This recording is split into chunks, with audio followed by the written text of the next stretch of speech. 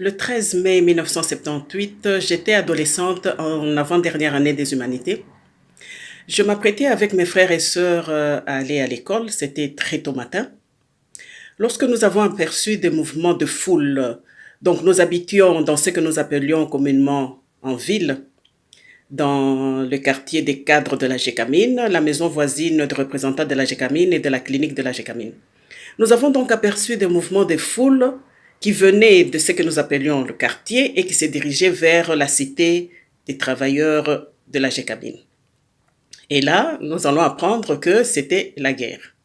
Cela va nous être confirmé quelques instants plus tard par un cousin qui était pilote dans les FASA, les forces aériennes zaïroises. Il est arrivé et il a déposé son épouse et ses enfants avant de vite repartir. C'est ainsi que nous allons rester terrés dans la maison. Peu de temps après, les coups de feu vont se rapprocher de plus en plus de la maison, donc dans le quartier.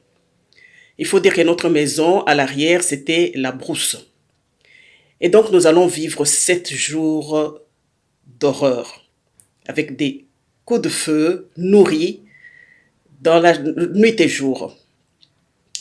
6 jours après, il va y avoir une accalmie. C'est ainsi que nous allons décider de sortir, nous disons, pour aller nous mettre dans un lieu sûr, aller à la clinique. Donc, aucune nouvelle des voisins, s'ils sont toujours là, s'ils sont partis. Arrivé à la clinique, nous avons retrouvé quelques familles.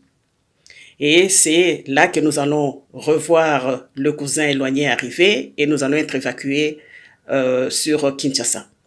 Mais tout au long du trajet, nous allons découvrir les horreurs des cadavres qui jonchaient les rues et des cadavres à moitié dévorés par les chiens.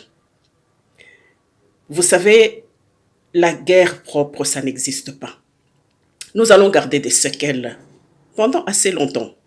Parce qu'à chaque fois que nous entendions un moteur d'avion, nous fouillons pour nous mettre à l'abri. Nous allons revenir à Kolwezi quelques mois après, mais les choses avaient totalement changé. Il n'y avait plus de chiens et il nous a fallu vraiment du temps pour retrouver une vie normale.